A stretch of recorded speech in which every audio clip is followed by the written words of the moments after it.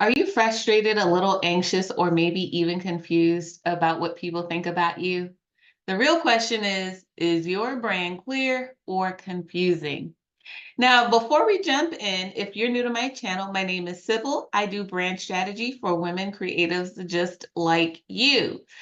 And today I want to talk about something that's really touchy, which is rebrand. And so often when I talk to creatives, they are really territorial about their brand. They're very protective of it. I get it. You spend a lot of time, money, and energy building this fabulous business, only to realize maybe you're not getting the traction that you used to get, or you're finding that the clients that you're serving are not your highest value skill set anymore. So if that's you, stay tuned. I'm going to talk about the 5 ways you can tell it might be time for a brand refresh. I'm going to give you a couple of tips on the things that you can start doing right now to figure out whether or not it's time. And then one really clear, actionable step that's going to help drive you towards your next iteration of the best version of you. Before we jump in, don't forget to hit that like or subscribe. So recently, I was meeting with a client, and she was telling me that she was super excited that she was getting media attention. Like she was in the newspaper and she was called in to be an expert on the local news, and she got invited to do this podcast. And so I was like, yeah, that's amazing. You go, girl. And she kind of looked at me like, aren't you reading the tea leaves, Sybil? It's like, did I miss something? And she said, yeah, I appreciate all the media attention, but they spelt my name wrong. I'm being called to be an expert in something that is a service that I don't offer. That's not good either. And the people who are asking me about follow up, I don't have a solution to offer them. I said, okay, well, wait a second. Why are you taking media if it doesn't align with the things that you're doing? And she was like, because they asked me, and like, I still like talking about the things. I said, but that's not what your business does anymore. You no longer function in this space over here. You're functioning over here now.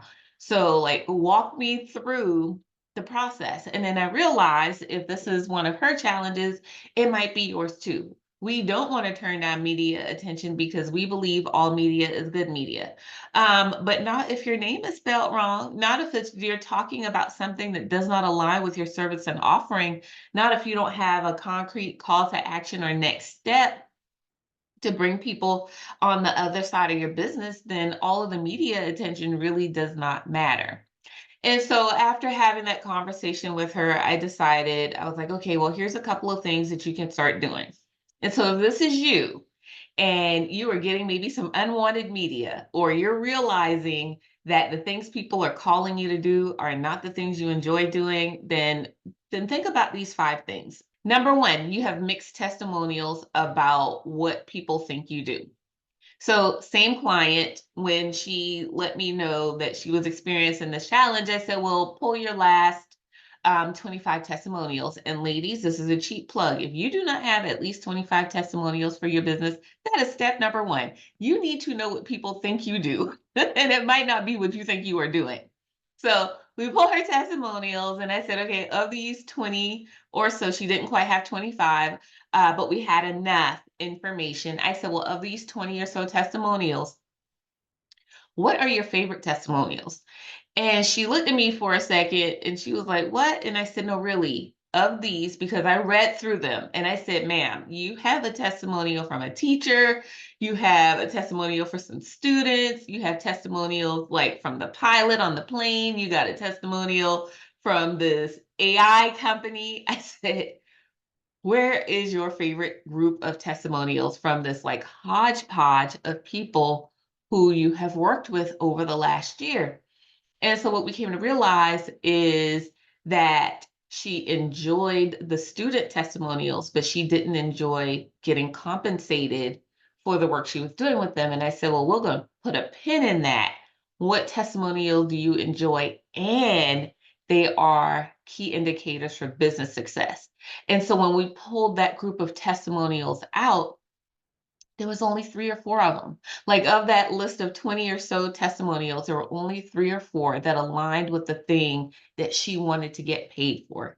So if this is you, step 1, review your testimonials and then really ask yourself, do I enjoy the type of feedback that I am getting about my business? All right?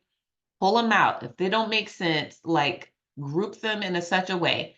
Are those testimonials coming from the people you wish were talking about you, right? Like, it doesn't make sense that you get a school teacher testimonial when really you need a CEO testimonial. So that is step 1. Number 2, you're still functioning in a serve everyone space, which means you haven't honed your skills. And again, for multi-passionate creatives like us on this call today, on this YouTube today, it can feel really overwhelming and frustrating anytime we are told to niche down. As a matter of fact, I try not to even use the words niche down in front of people because I can see them, like, the volume just kind of going down and they're starting to tune me out. But instead of niche down, maybe you say pick a lane. I was working with a client and she was like, I can't do one thing. And I said, well, fine, just pick a lane. And she was like, oh, I can do that. I was like, wait a minute. I said, your one barrier to selecting something is because I said, pick a thing. She's like, yes. Telling me pick a thing is overwhelming. If you tell me to pick an avenue or pick a lane or pick an angle, then I still feel like I have space to breathe. Don't get caught up in the words. Words are exactly what they are. They are tools. Okay? If niche down feels really uncomfortable for you, don't use those words against yourself. They're not helpful. They're not affirming of all the greatness you are. Maybe you say, this is the avenue that I want to play in. This is my swim lane. Like, whatever those words are that are going to help you feel like you are not serving everyone, but you're serving very specifically a group of people who need you the most, then use that language. Affirm where you are in your journey and start saying, who needs me the most? While I want to help everyone, who needs me the most today? Like, ask yourself that question. That will help you start getting some more cohesion into your brand and business. Number 3, surefire way to tell is you've got inconsistent pricing model or no pricing model, right? Like, you've got an offer suite, which, if you don't know what an offer suite is, it's like your core package offerings. So maybe you've got a core package of offerings, but your pricing is inconsistent. Or you give one person one price and then you realize, oh my gosh, I'm at a price too low. And then you leap on the other end of pricing, you're like, no one's buying. And so you push it back down. So if that is you, incongruent pricing sends an incongruent and an inconsistent message. But the only way to get clear on your pricing is if you do this one tip that I'm going to talk about at the end of the video. So, ladies, get really good at setting your price and knowing that wherever you set that price, people are going to meet you as long as you prove and show the value of the services that you are offering. Okay? Don't get gun shy if you hear a no. You should hear some no's and you should also be getting some yeses. The 4th telltale sign is you got unclear or inconsistent call to action for people. Again, we are in the business of building a business. So if you don't have any call to actions, if you have unclear call to actions, if you don't have any freemiums that lead people inside your mailing list or inside your community, that is a clear sign that your brand is not delivering the message you need it to deliver. So go back through, look at your assets and say, have I been clear on my call to actions? Have I been calling people to do anything? Am I ready to move them through a very specific value ladder, a very specific funnel? Call it whatever you will. If not, that is a sign that you might need a rebrand. That is a sign that something is a message. Your brand is not clear. It is confusing. I also want to stop and say, like, just because it sounds overwhelming, and it can be, don't think of a rebrand as a total overhaul, okay? You have a living brand. Brands are meant to evolve over time, especially if you are a service provider. So don't think that rebranding is this like isolated experience. It is a contiguous process that will go on as you continue to grow and scale in how you serve and what people need from you. Okay. The fifth sign that your brand might be confusing and not clear, and it might be time for a rebrand, is if you have difficulty explaining what you do. Now, there's this challenge that I make every single woman do when we get towards the end of our partnerships. And I make them tell me what it is they do in 7 words, 5 words, 2 to 3 words, and then 1 word. I love what Steve Jobs said when he first launched the iPhone, right? Like, and we all have a cell phone. I'm an iPhone user, team iPhone over here.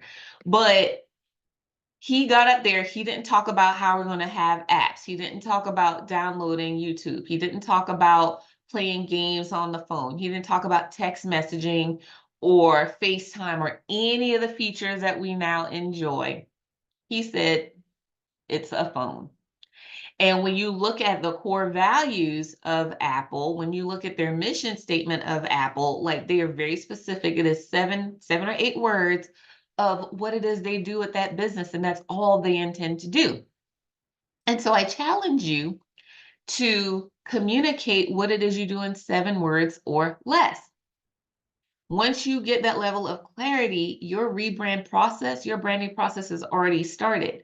And again, if you can't say what you do in 7 or 8 words, that means people cannot refer you to other people who need that service because they won't know what to say. They don't know what to say about you. And your brand is about creating memories. It's about creating really solid, memorable moments with people so that they will go off and tell other people about how fabulous you are. Okay. So these are signs that it's time for a brand refresh, for a rebrand moment. Now, before you get, like I said, caught up in the minutia and you start updating your website and changing logos and switching colors and moving fonts, pause. Please press pause and do this exercise. So in my new book, Reset the Foundation, there's this exercise that you can interact with. And if you're interested in interacting with this exercise, just leave me a comment below. Be like, Sybil, yes, please, this is me, or I want this. But it's the 10,000 hours exercise. So as creatives, we're all familiar with the 10,000 hours, right? Like that's supposed to be the number of hours that you spend to be a master. Well, in my book, Reset the Foundation, I talk about how we have 10,000 pockets of 10,000 hours across a lot of things, and your best brand version might be the combination of all of those 10,000 hours, or they might be a combination of your creative 10,000 hours and your favorite 10,000 hours of some other area. So in the book, I talk about how I leverage my not just 10,000, but 13 years of HR experience into what I now call brand strategy and brand operations. I would not have been able to do that as a fellow creative at work if I didn't reflect on the other 10,000 hours that made me who I am today. And so, what I want to recommend for you to do is look at all of the different 10,000 hours that you've put into building your business, to doing all of the things that you do well, and see if there's not some synergy, some overlap that will help you redirect your brand message. So, like I said, in the book, there's a specific activities, there's going to be some thought questions, and I'd love to go ahead and give you all that chapter, which is chapter 1 of the book, on how to redefine your 10,000 hours and make it make sense for your business.